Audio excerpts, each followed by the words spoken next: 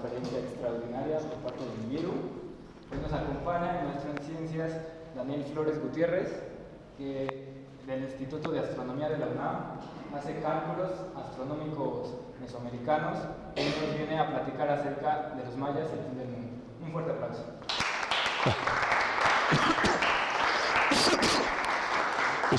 Gracias, buenas tardes. No sé si se oye bien el micrófono, pero bueno, creo que no es muy importante.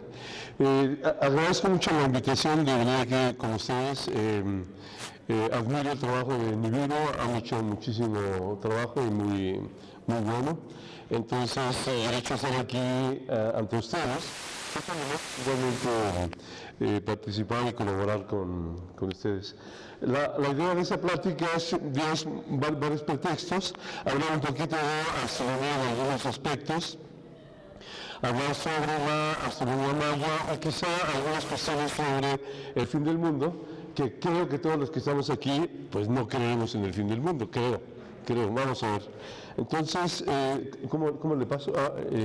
¿Le paso o me la paso? En la siguiente, por favor. Bueno, entonces, más o menos hace como unos 7 años, aproximadamente, hubo una noticia que se propagó por en toda la faz de la Tierra a través de la Internet, y es que el fin del mundo se aproximaba el día 21 de diciembre del año 2012, y ya estamos a unas cuantas semanas de este gran suceso. Pero, y vamos a ver cuál es la razón que nos llevó a esa persona a hablar sobre esta situación. Pero antes que eso, quizá valga la pena, digamos, acercarnos a lo que es el estudio de la astronomía antigua, particularmente la astronomía mesoamericana, y preguntarnos si hubo realmente astrónomos en el pasado mesoamericano. Entonces, para ello, nos acercamos a respondernos cómo saber si existen los astrónomos actualmente, cómo lo sabremos. Entonces, tenemos respuestas a través de las imágenes astronómicas, de edificios orientados y también de conceptos astronómicos. Todo eso nos llevaría a responder esta pregunta: ¿hay astrónomos actualmente? Entonces, en la siguiente, por favor. Entonces, evidentemente las imágenes astronómicas en las últimas décadas han sido realmente impactantes, impresionantes. Aquí les muestro una imagen de la constelación de la nube de Orión, en la cual actualmente se están formando estrellas. Podemos ver regiones oscuras donde se están formando las estrellas. Aquí está el trapecio, y esto es simplemente carbón o otros polvos que debido a interacciones gravitatorias empiezan a colapsarse y formarse estrellas, sistemas planetarios y muchas cosas más. En la siguiente imagen, por favor, tenemos una fotografía tomada en Panamá, en la cual podemos ver el centro de la Vía Láctea. Obviamente tenemos un haz que está apuntando al centro de la galaxia, y como una prueba de que hay una actividad astronómica allá, en aquel lugar del mundo. En la siguiente imagen, por favor, tenemos imágenes de los mismos grupos de astrónomos, imágenes de los objetos que ven, y además también parte de su infraestructura para observar la bóveda celeste. En la siguiente imagen, por favor, tenemos otros ejemplos de objetos que observan los astrónomos y que, digamos, en este caso tenemos el Sol, digamos, cubriendo lo que es la parte más brillante solar, y estamos viendo la corona del Sol con los planetas Júpiter, Venus, etcétera, Mercurio y Marte. O sea, son técnicas para ver diferentes aspectos de la bóveda celeste, sobre todo cercanos a nuestra estrella, el Sol, que ilumina nuestra vida. Vaya. En la siguiente, por favor. Bueno, en cuanto a edificios orientados, obviamente tenemos los edificios construidos para apuntar hacia la región del cielo, y aquí les muestro algunos ejemplos de Marte.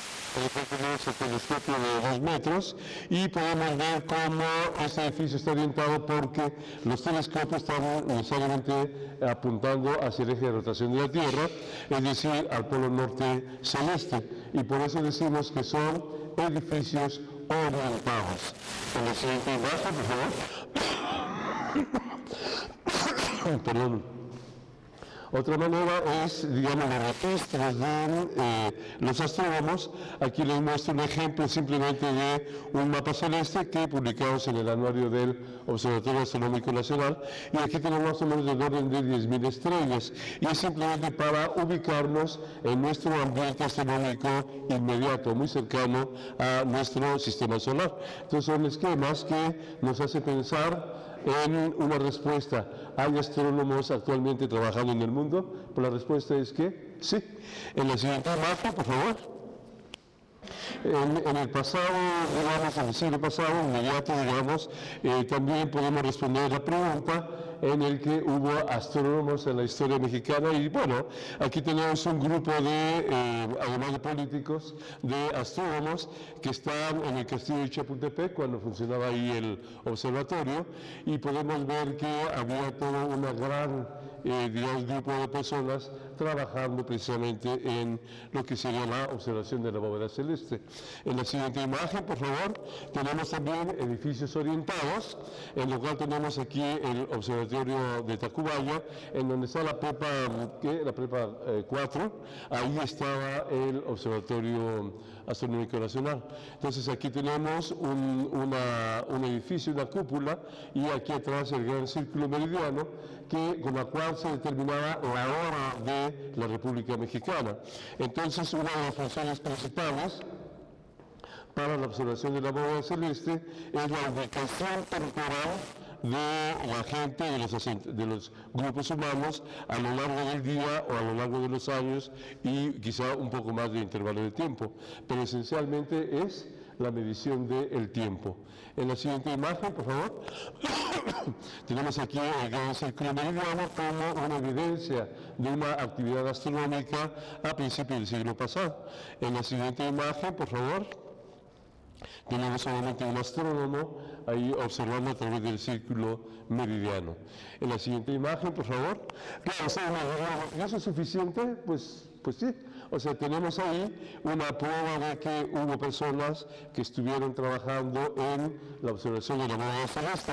Es suficiente, digamos. Sabemos que hubo un trabajo y que heredamos parte de ese trabajo y que finalmente llegamos a estas épocas actuales en las que vivimos. Bueno, entonces en el mundo maya o en el mundo mesoamericano hubo astrónomos. Bueno, en la siguiente imagen, por favor.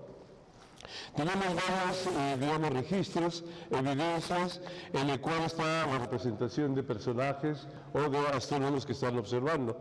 Este es en el Códice Madrid, en el cual tenemos un personaje que está observando la bóveda celeste, representada por estos ojitos del cielo, que son simplemente circulitos partidos a la mitad con un punto en el centro.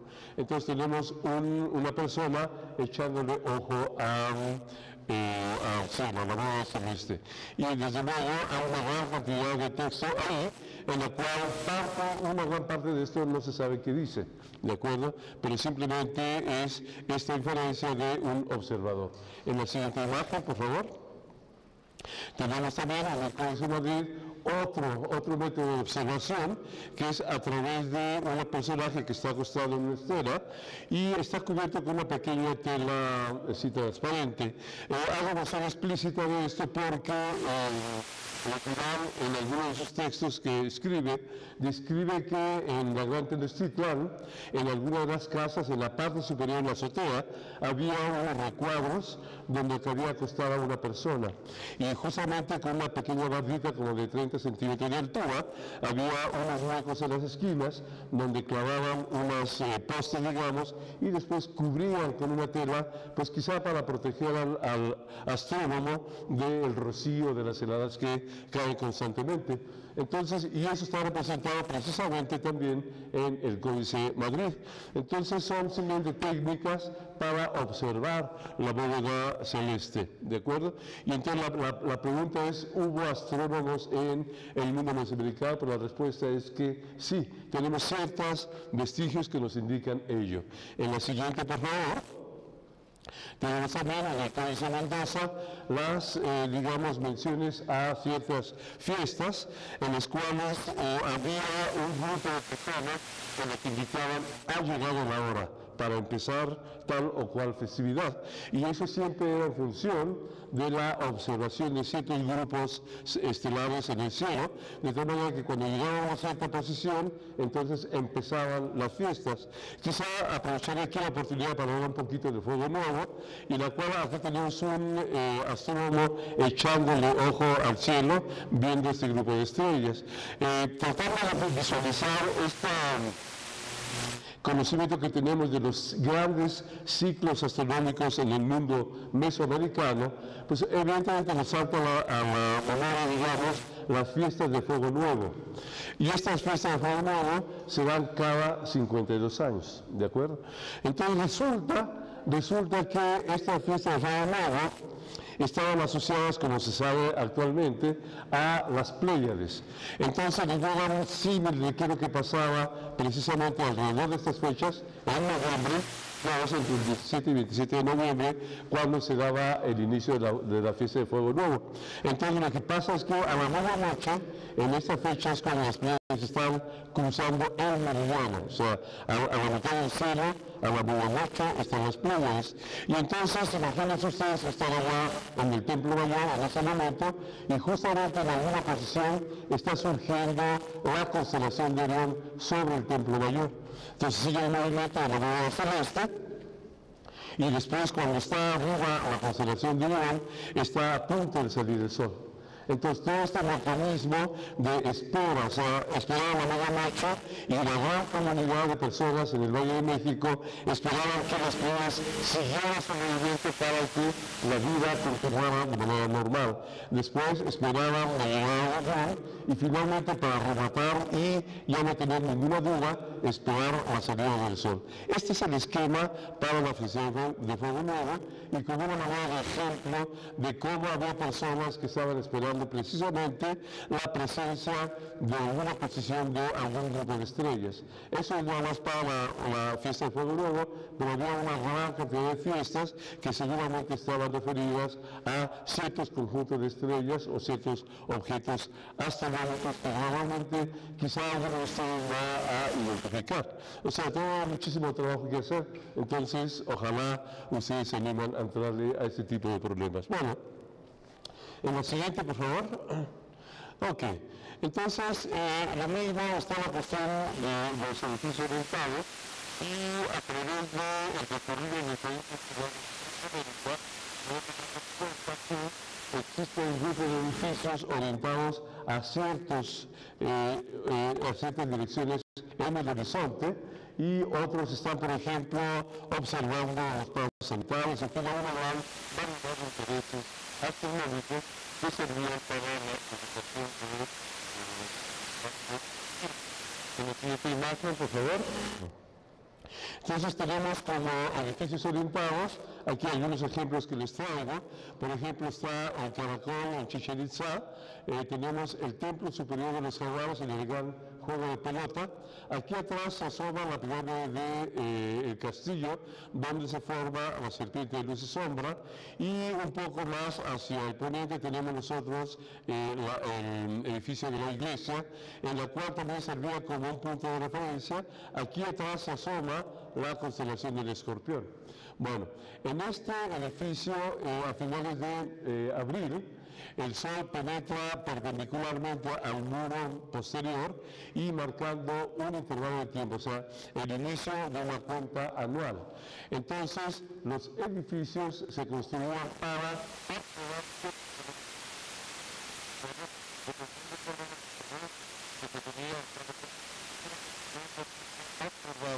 en ese edificio, ¿de acuerdo? Entonces, por ejemplo, en el Caracol se observaba un grupo de estrellas que ahora actualmente ya no se ven, pero que estaban precisamente referidos en las ventanitas que estaban aquí arriba. Y este fenómeno, aún continúa observándose en la actualidad. En la siguiente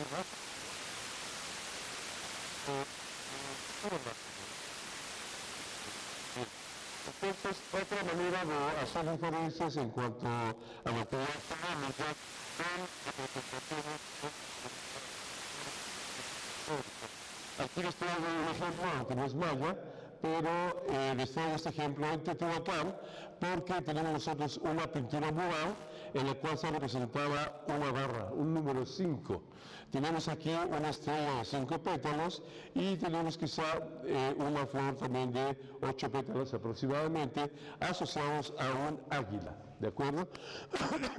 Resulta que en el mundo latinoamericano las flores de 5 pétalos están asociadas a Venus, ¿de acuerdo?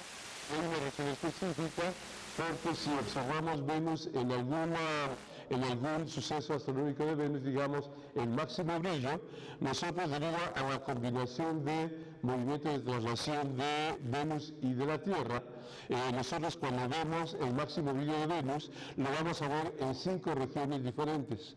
¿De acuerdo? Entonces, en un momento determinado está máximo brillo de Venus acá, puede estar acá o puede estar acá en 5 segmentos de la eclíptica.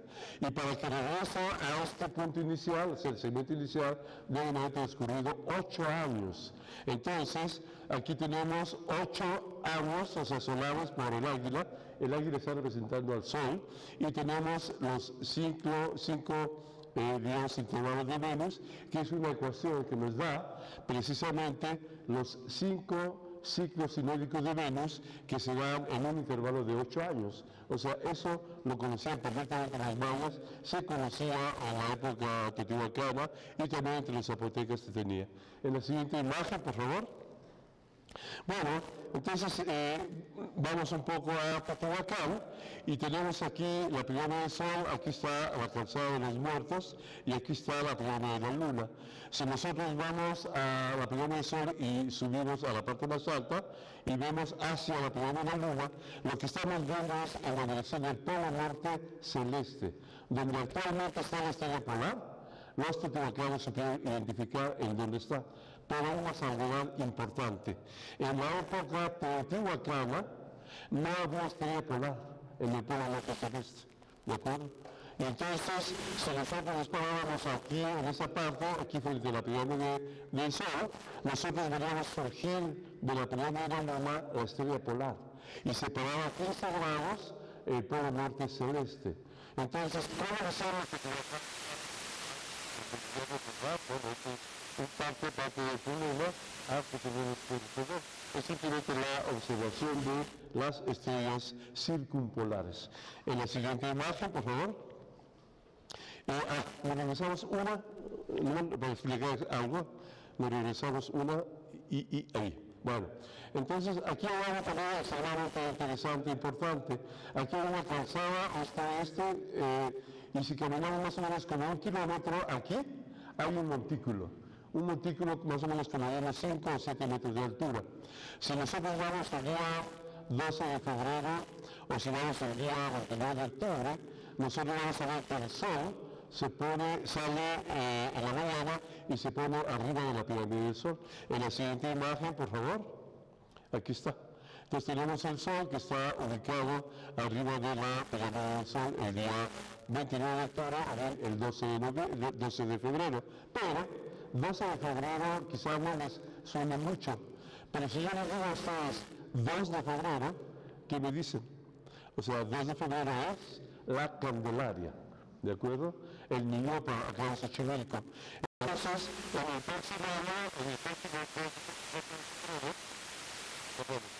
el próximo 2 de febrero, cuando están comiendo sus tamalitos y en la tele, están celebrando el inicio del año prehispánico, ¿de acuerdo? Y eso se da precisamente el día 12 de febrero astronómico. Les voy a explicar esto. Entonces, cuando llegan los españoles, había funciones en el calendario juliano. Entonces, si alguien le pregunta a los astrónomos, cuando llegan, oigan, ¿cuándo empieza su año? Y después de varios meses de estar discutiendo, los ancianos van con San Agún y les dicen, oye, nuestro año empieza el 2 de febrero, ¿de acuerdo? Entonces, vino la corrección del calendario gregoriano, la fecha se cambia al 12 de febrero y entonces para la fiesta religiosa se deja igual. es como ocurrió también con la fiesta de la Virgen de Guadalupe. La fiesta de la Virgen de Guadalupe estaba asociada con Tonachi, que se celebraba precisamente con el solsticio de invierno. Y entonces se daba hacia el día 12 de diciembre. Vino la corrección del calendario del gobierno, se cambia a 21 o 22 de diciembre, pero la fiesta se queda igual. ¿De acuerdo? Igual, la Virgen de Guadalupe, la Candelaria quedan igual, pero estamos celebrando estos fenómenos astronómicos asociados a la calendárica mesoamericana. Pero ahora un poco más interesante. Estamos viendo esto en Teotihuacán. Teotihuacán deja de funcionar hacia el año 550 de nuestra era. Y cuando llega a Teotihuacán son más o menos como 1000 años y que sigue funcionando el inicio del año aquí, como en Teotihuacán. ¿De acuerdo? Entonces es una tradición que viene de mucho tiempo atrás y que aún en estos días actualmente, con las celebraciones de la Candelaria, se mantiene vigente esta cuenta calendárica. Bien, en la siguiente, por favor. Entonces, ¿hubo astrónomos a los Américas o astrónomos en la región maya? Sí. ¿De acuerdo? Bueno, aquí simplemente un análisis, digamos, para hacer una gama, para identificar el techo activo de 12 de febrero, que salen en el mismo punto, o sea, arriba de la plana del Sol. Y hay otras fechas, el 29 de abril, lo que les decía del Templo Superior de los Jaguares, y el 13 de agosto. El 13 de agosto es esta fecha mítica de los mayas que está asociada precisamente con este suceso solar. Esto tiene que ver con seguir el Sol el intervalo de 260 días, ¿de acuerdo? Entonces aquí estaría 1 de enero, 260 días, 2 de enero, 260 días, etcétera, etcétera. Entonces tenemos 12 de febrero y 28 de octubre asociados a este intervalo de 260 días. ¿Qué les parece? O sea, ahí está referido las orientaciones de Teotihuacán a través de estos puntos. Muy bien, en la siguiente imagen, por favor. La existencia de astrónomos en el pasado. En este caso, es una fotografía tomada por supuesto en mayo, en la cual vemos el acceso de la luz a través del tubo cenital en la zona de Teotihuacán y vemos cómo está iluminado aquí en el interior. Entonces, es un suceso que da los efectos, pero observando el paso cenital a través de la incidencia de luz en el interior de la zona. Métodos de observación para registrar ruidos estimados por el propósito en la siguiente imagen, por favor. Otra manera es para observar entonces pasados se encuentran la construcción de torres.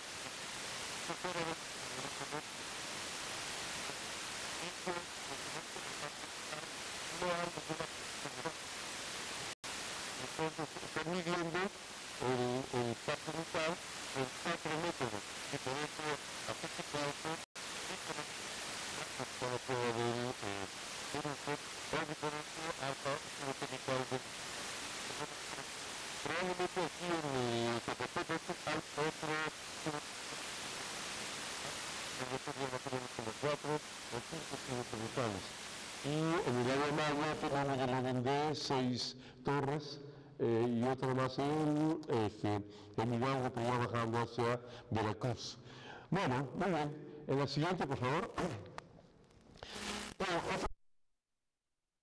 El tema astronómico igual es que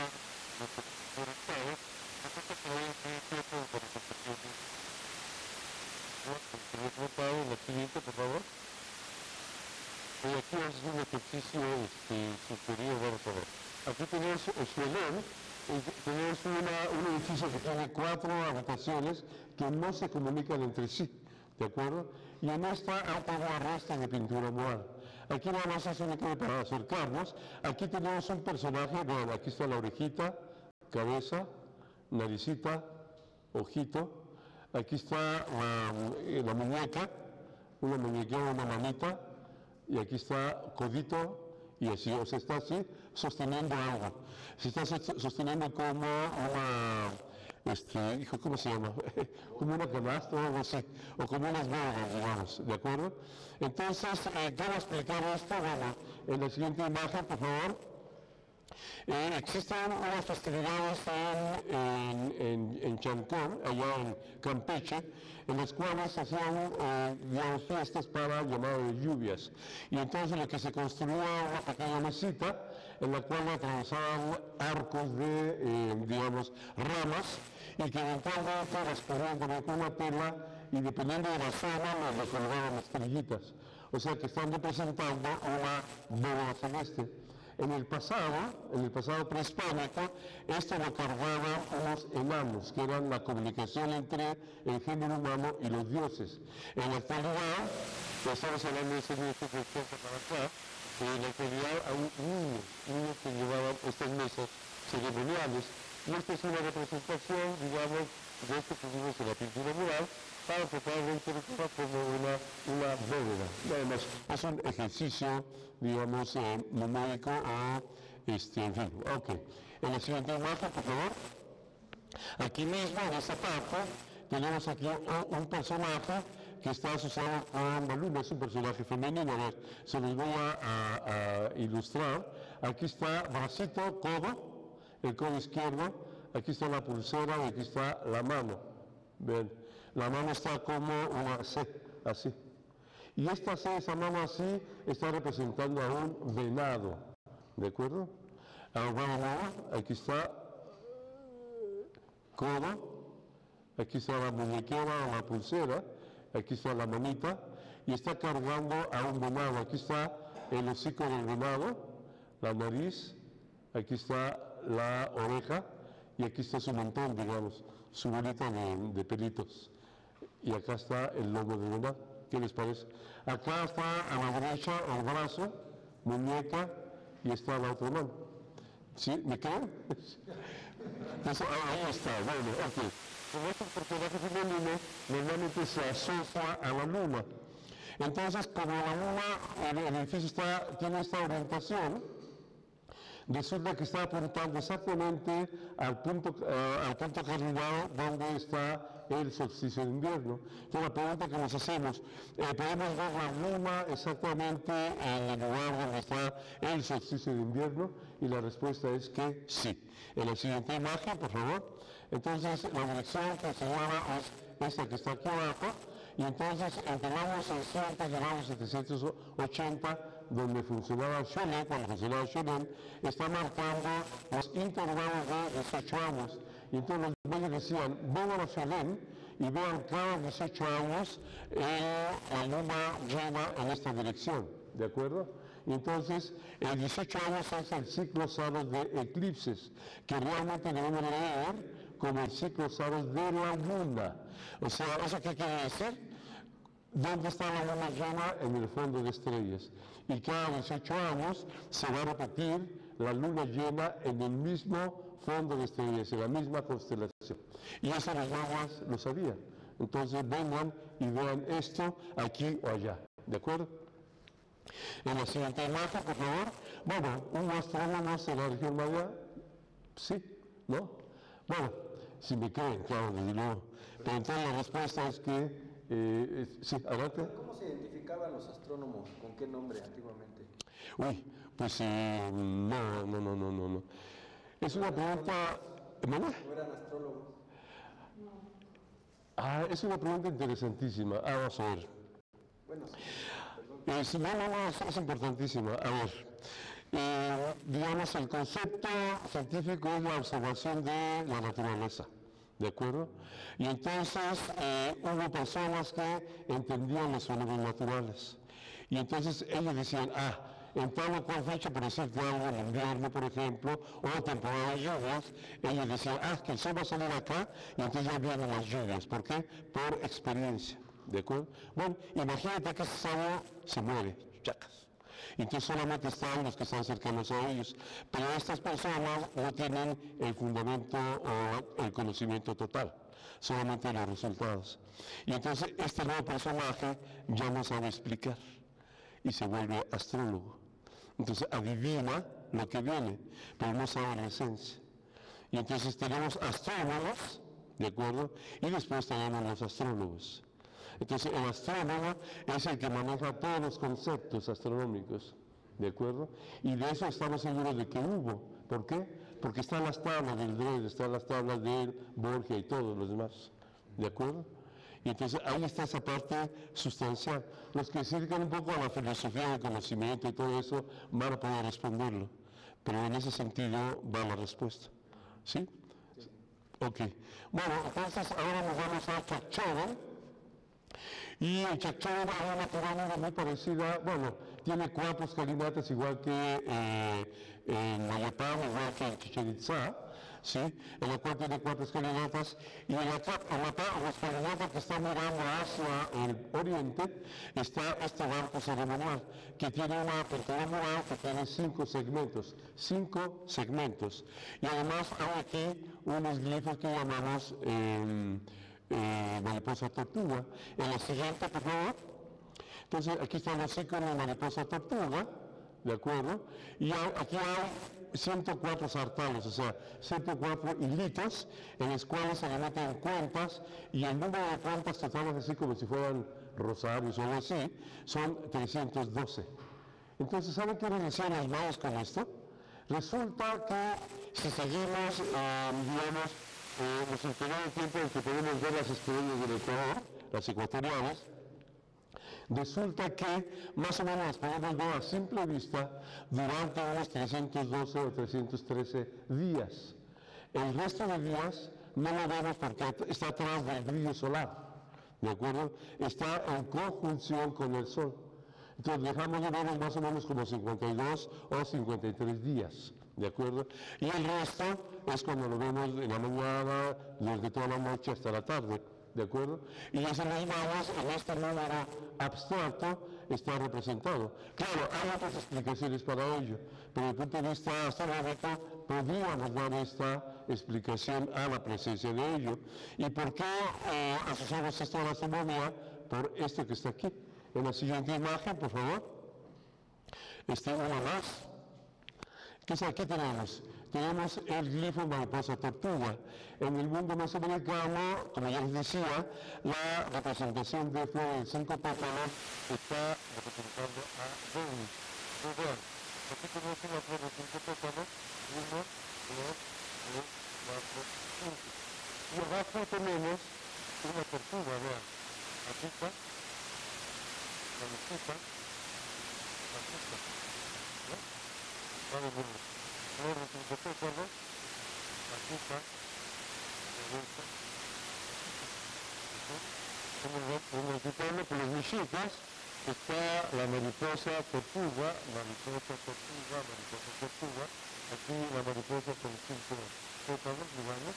Entonces, lo que me está diciendo los magos instructores, ven ustedes acá, y cada 8 años van a ver la conjunción de Venus con la constelación de Orión. Orión, donde están los 3 Reyes Magos, los 3 Marías, ahí está, ¿de acuerdo? Entonces calculamos para la época en que funcionaba Chacchoven, en la siguiente, por favor. Tenemos aquí Venus 407, 415, 420, aquí está, al norte de la constelación de Orión. Aquí está los 3 Reyes Magos, ¿sí? Y aquí está el trapecio de Orión, ¿de acuerdo? Entonces, los magos decían, vengan, cada 8 años vamos a ver esta conjunción, ¿de acuerdo? ¿Para qué nos hagan? ¿Qué es lo que sea? No lo sabemos, ¿de acuerdo? Entonces, pero la esencia de un concepto está plasmado ahí, ¿de acuerdo? En la siguiente imagen, por favor. Bueno, este es más reciente, este lo sacamos en septiembre apenas, ¿de acuerdo? Se los traigo porque este es el gran juego de pelota, ¿de acuerdo? Entonces aquí está el templo superior de los jaguares, donde el día 29 de abril, el 30 de abril, el sol penetra perpendicular al muro interior. Entonces aquí está el fondo del juego de pelota, y aquí está la estrella polar, ¿de acuerdo? En el pasado la polar no estaba ahí, estaba aquí, dándole vueltas a el polo norte celeste, ¿de acuerdo? Y aquí está parte de la Vía Láctea en esta parte, ¿de acuerdo? ¿Qué les parece? Entonces, estamos nosotros ante evidencia que observaban el cielo, que registraban, ¿sí? Guardaban, almacenaban, extraían, enseñaban, y así generación en generación, ¿de acuerdo? Entonces, intervalos de 260 años, que nos da, por ejemplo, los ciclos de Venus, defínese cuántas generaciones de personas se requerían para seguir esta información, informarla, enseñarla, enseñar, todo lo demás, ¿de acuerdo? En los ciclos de 8 años, fácil, de un año se llevaban 100, 104 años o más para aprender estos ciclos astronómicos, enseñarlos y que las siguientes generaciones los observaran. En la siguiente imagen, por favor. Entonces, hemos realizado ciertos vestigios culturales, ¿de acuerdo? En cuanto a la pregunta del signo astrónomos en Mesoamérica. En la siguiente imagen, por favor. ¡Ay! Ese quedó, qué malo. Bueno, ¿nos regresamos? ¿Dos más? Ok, bueno. Entonces, algunas cuestiones por eso lo charlamos aquí. Entonces, el punto interesante sobre el fin de la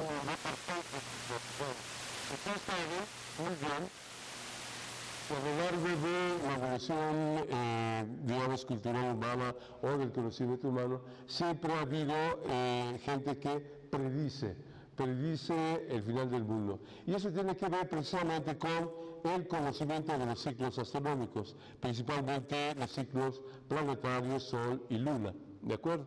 Bueno, entonces en este éxtasis de saber que predicen, por ejemplo, la conjunción entre Júpiter y Venus, ¿de acuerdo?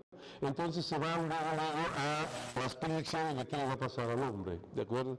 Entonces, hace rato comentaba acerca de las temporadas de lluvia, que a veces son muy torrenciales y a veces no, sequías o no, y entonces todo eso afecta a las temporadas humanas. En esta medida, los que se dedican a producir con buena voluntad, pero tiene que salvar al género humano, como haya daños, como la muerte, pero otros, al paso del tiempo, al paso del tiempo, lo aprovechan para su propio beneficio. Modus vivendi, modus operandi, ¿de acuerdo?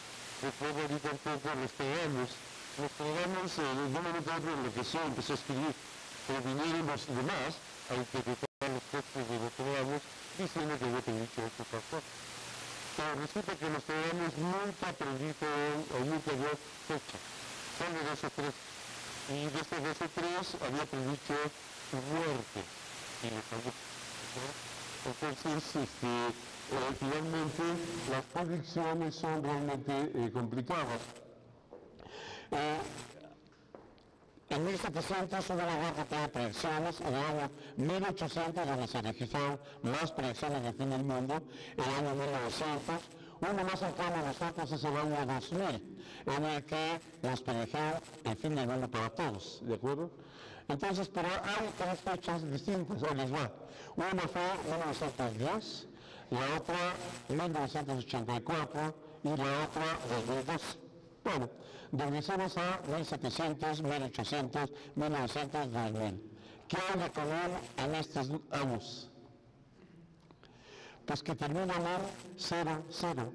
Y entonces para los que se dedican a estas predicciones, por alguna razón misteriosa, el 0, 0 es algo sensacional. Y dicen, ahora sí se va a quedar en el mundo. Pero entonces, en 1910 me terminó el 0, 0. Pero resulta que en 1910 la Tierra pasó por la cauda del cometa Halley. Y en aquel tiempo empezaban a conocerse los elementos químicos allá, afuera, en el objeto celeste, particularmente los cometas.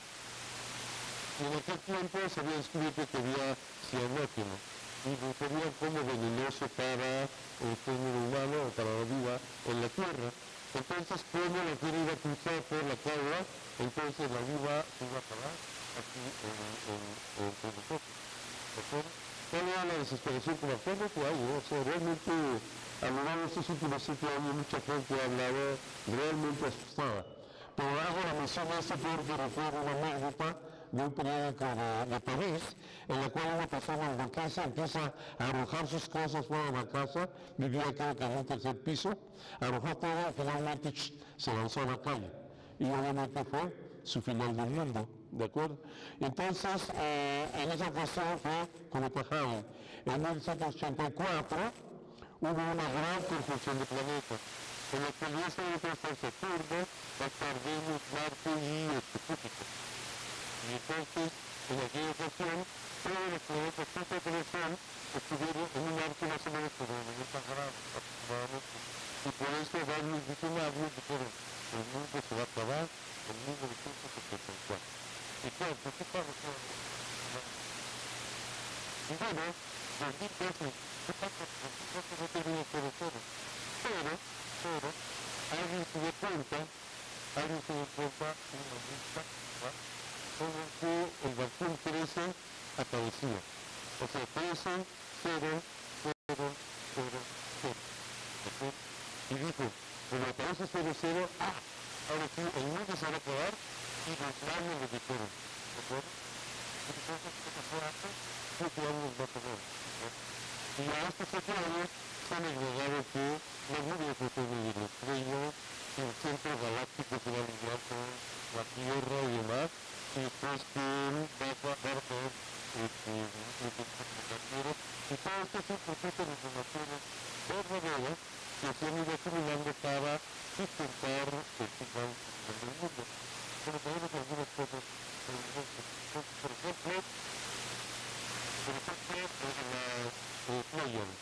Entonces, en aquel tiempo, a finales de los 80, empieza a entenderse que un colapso, por ejemplo, cuando hay una explosión supernova, se genera una especie de choque, una onda de choque, un anillo que se propaga muy rápidamente. Y entonces la gente grabó eso y dijo, nos viene un anillo de las Pleiades. Y cuando llegue a la Tierra, nos va a producir 100 años de oscuridad. Este anillo de fotones, sabemos nosotros que estamos aquí, que los fotones son luz, que no puede producir oscuridad. Entonces, simplemente es una acumulación de información que la gente va por esto, pero que no filtra, no sabe qué hacer con ello. En 1994, hubo el gran impacto o la caída del planeta sobre el planeta Júpiter, ¿de acuerdo? Entonces, en ese entonces, todavía no se entendía bien el formato de político. ¿Qué significa esto de que están a los planetas de la Tierra? ¿No? Entonces, cuando vieron estos impactos en Júpiter, dijeron, sí hay algo que se mueve en el nivel interplanetario. Entonces empezaron a sacar presupuesto para el estudio de los procesos que para la Tierra. Entonces, actualmente hay más o menos como 40.000. Y estos 40.000 son como 4.000 verdaderamente peligrosos y todavía podemos filtrar cada vez más. Pero esta peligrosidad depende del parámetro de impacto. Entonces, esto tiene que ver con una probabilidad de impacto que es 1 a 60.000 normalmente. Es 1 a 30.000, 1 a 70.000 en promedio, digamos. Estos son los sujetos que son peligrosos para la Tierra. En los últimos 5 años se han descubierto como 5 objetos que han pasado más o menos como a 50 o 70.000 kilómetros de la superficie de la Tierra. Entonces ni siquiera nos dimos cuenta, pero bueno, ya pasaron, ¿de acuerdo? Para el año, si no me recuerdo, 2127 por ahí más o menos, el cometa Chuchuque va a pasar rozando a la Tierra, entonces perpendicular a la eclíptica. Entonces se estima que probablemente sí vaya a tocar con la Tierra, pero se tiene que determinar el regreso del cometa para estudiarlo constantemente y ver realmente el grado de peligrosidad. Entonces todos estos datos, informaciones, se acumulan en ciertas personas y que responden como paradigma o como, digamos, datos para predecir el final del mundo. ¿De acuerdo? ¿Y qué nos estamos hablando? De lo que les mencioné. Lo del centro de la galaxia, que es lo último, lo que más me dice. Sí, porque pregunta, y la alineación de la Tierra, el Sol y el centro de la galaxia. Bueno, todos aquellos que sean de Sagitario y del Escorpión son hijos del centro de la galaxia. Para poder nada más. Y entonces, pero eso se da cada año, ¿de acuerdo? Pues cada año esta línea con el centro de la galaxia se da, ¿de acuerdo? Ya sea el Sol, la Tierra, centro de la galaxia, o bien la Tierra, el Sol y centro de la galaxia. Se da, ¿de acuerdo? Entonces, también es otro dato que está en el cáliz de científico, ¿de acuerdo? Porque alguien se lo puede digamos, el centro de la galaxia es tan grande que siempre se va a este concepto, ¿de acuerdo? Entonces, finalmente, el 1300 es el vacún numeral 13 y el ordinal es el vacún número 14, ¿de acuerdo? Porque los nueve se empezaron a contar a partir del 0. 0, 1, 2, 3, 4, 5, hasta 19 y el total, ¿de acuerdo? Bueno, en la cuenta, en la calendárica norteamericana, en la malla, tenemos varios calendarios. Quizás los más importantes son la cuenta de 260 días, la cuenta de 300 más el centro de ayer para completar el año, digamos, y la cuenta larga. Y la cuenta larga es una cuenta sucesiva e infinita de días en grupos de ciclos, o sea, grupos de cuenta de 20 días, meses, 18 meses de 20 días, son años de 360 más 5, y después grupos de 20, de 40 o de 400 años. Y los 400 años son los batunes, ¿de acuerdo? Entonces, cuando fue el batún 0000, se sitúa en el año 3113 antes de nuestra era, ¿de acuerdo? Ahí empieza la cuenta larga maya, precisamente el 13 de agosto del año 3113 antes de Cristo, 13 de agosto. Acuérdense de la figura que les presenté, ¿de acuerdo? Bueno. Entonces, el 13 de agosto de 3113 a.C. es el Bactún, el primer Bactún 1, 0000, y empiezan a contar 400, 400, 400, y pasa más o menos del orden de 5.200 años, y de 3113 más 5.200 nos da el año 2012, y el 21 de diciembre, ¿de acuerdo? Y entonces es lo único que nos dicen los mayas. ¿Sí? El Bactún 14 empieza este año y nada más. Y empieza una nueva cuenta de 400 años y 400 años. ¿Qué les parece? ¿No? Bueno, pues espero haberlos convencido de que no hay fin del mundo, ¿no? No, pues gracias. Y si hay preguntas, con todo gusto conversamos.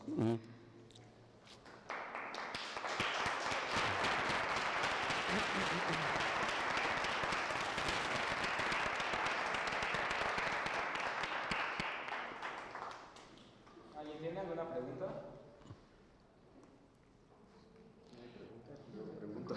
Sí, sí, Perdón, acerca del cinturón fotónico, o sea, los fotones de la lluvia, que hubo una explosión en el centro de la galaxia, que también en estas fechas, incluso uno estaba diciendo que el 15 de noviembre ya habíamos entrado.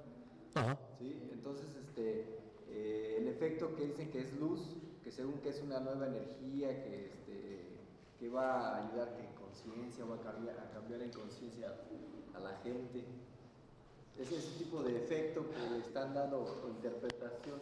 Sí, claro. Esto viene de los 84, por ejemplo. Entonces, cuando yo veo que no se figura,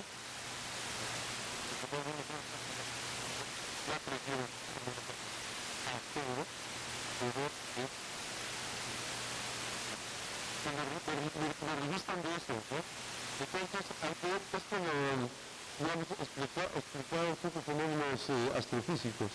Entonces, hay ciertos fenómenos que no puedo explicar.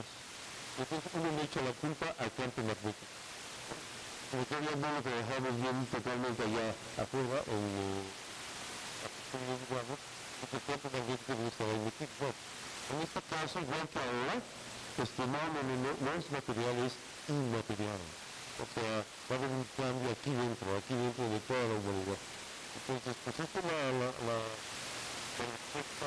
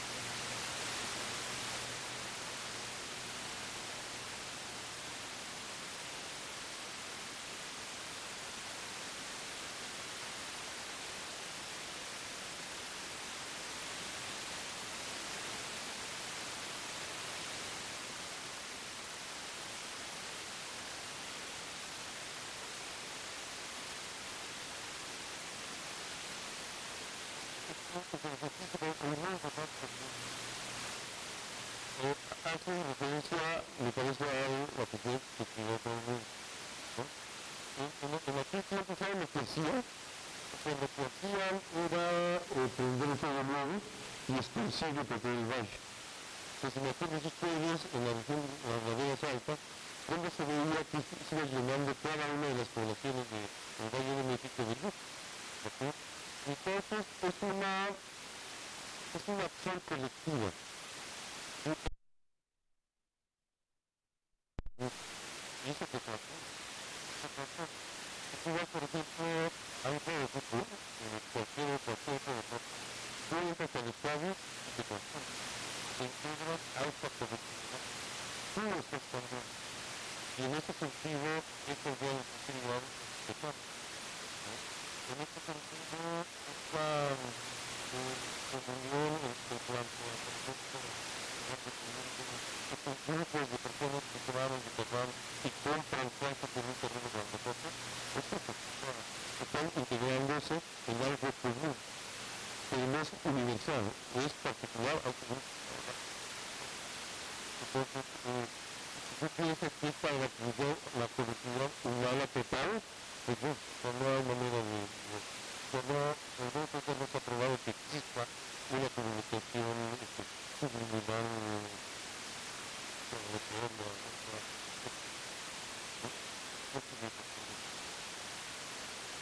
lo importante es el acto común con un objetivo común.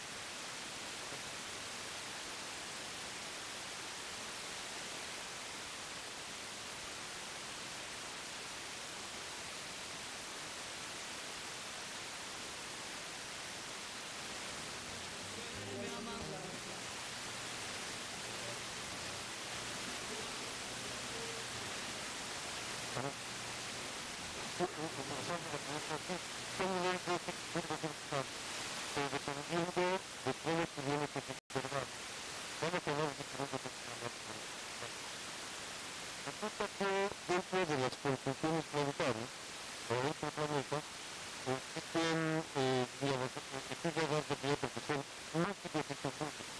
Ya es Venus, Marte, Saturno, Venus, Saturno, etc. Existe la conjunción entre Júpiter y Saturno, que es un submúltiplo de este gran ciclo de Saturno. Entonces, la idea es que cuando inicia la cuenta larga, allá en el año 3700, estaba en conjunción Júpiter y Saturno en alguna constelación. Después, en este próximo año, vamos a tener Júpiter y Saturno. Entonces, en esta medida, se asocia a este gran ciclo de conjunción de Júpiter y Saturno, pero no es absolutamente el ciclo Saturno, pero no el grupo de teoría del discurso. Entonces, aquí hay una razón astronómica importante.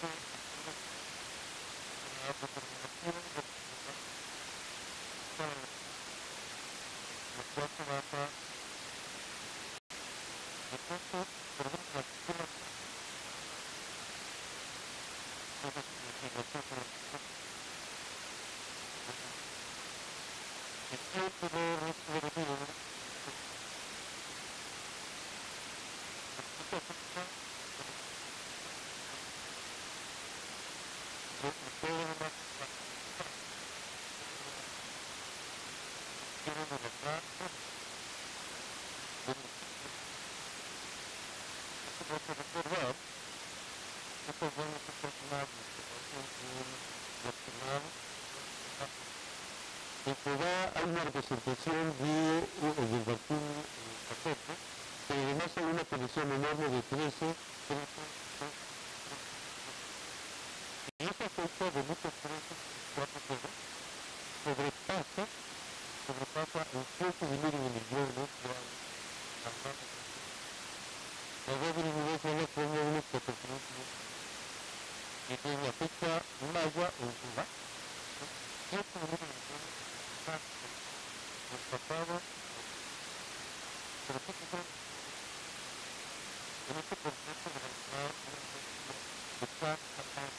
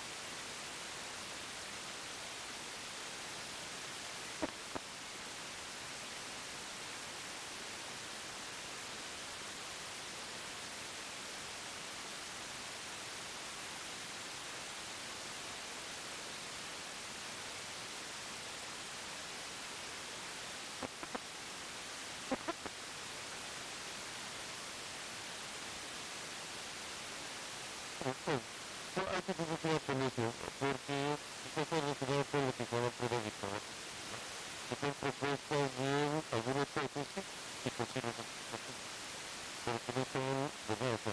Se observan variaciones, por ejemplo, pero no quiere decir que se entienda la variación eso, todo, o sea, eso lleva respeto. Pero aún así, Este es el cambio climático, la cuestión de temperatura, todo esto, estamos incipiendo con esto. Son grandes ciclos que todavía no podemos vivir nosotros. Estamos empezando a comprender. Eso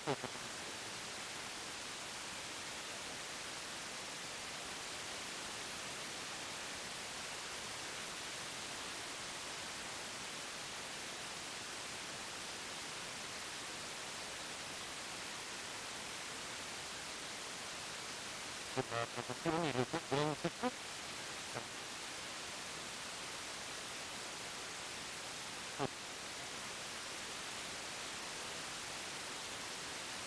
Justamente aquí, esa parte de los elementos culturales de la ley,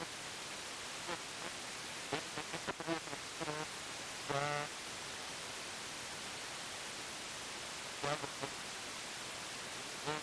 ya lo tendré, pues no era un mismo poder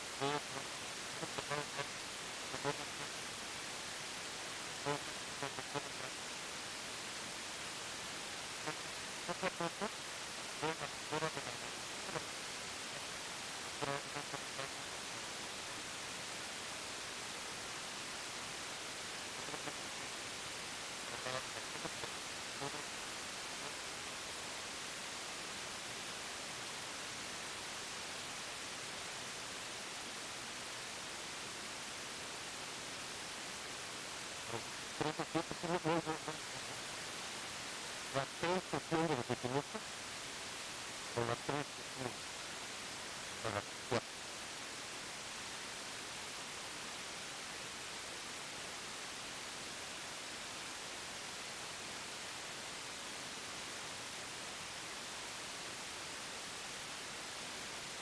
¿Quieres saber esto? Eso.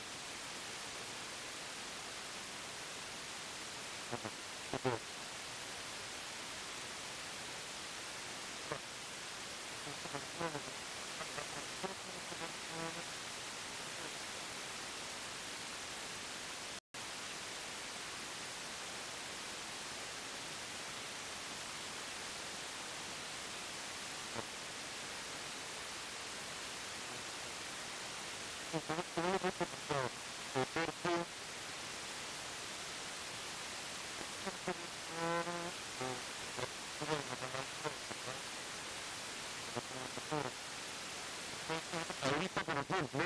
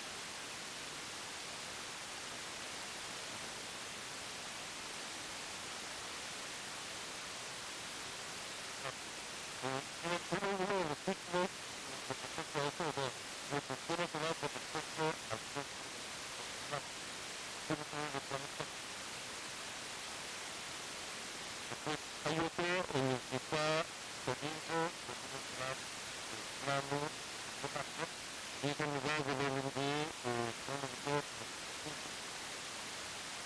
estamos hablando de un solo lado, por eso no estamos hablando.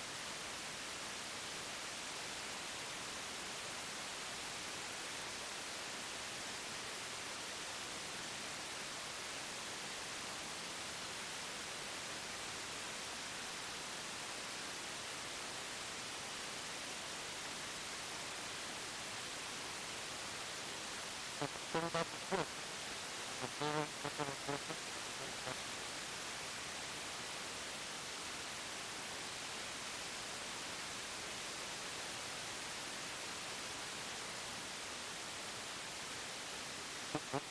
perdón, podríamos decir más fuertes,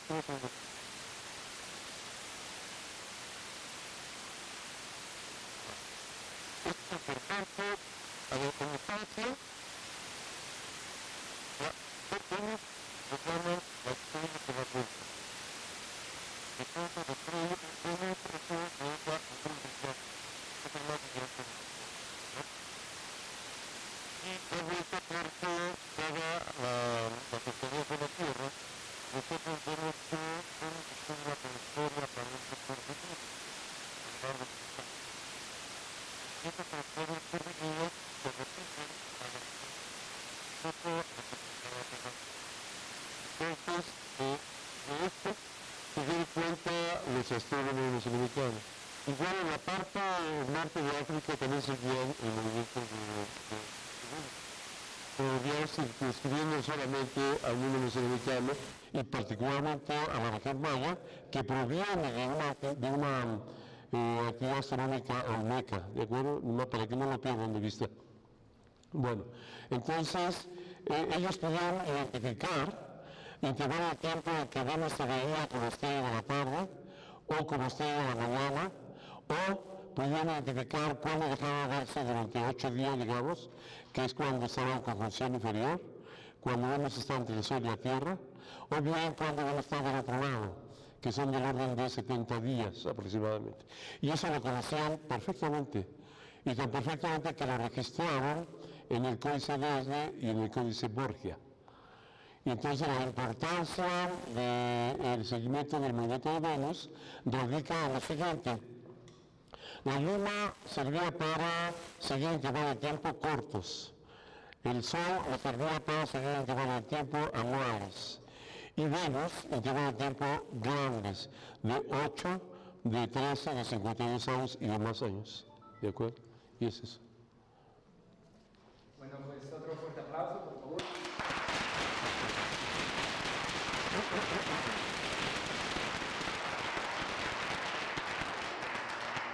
Los esperamos en el próximo ciclo. Gracias. ¿Sí? ¿No? En Polaris, por ejemplo, ¿en qué momento, cuándo va a volver a salir Polaris de estar en un punto fijo? Disculpa. Sí, claro. Si quieren, después regresen con ellos y les traemos más de estos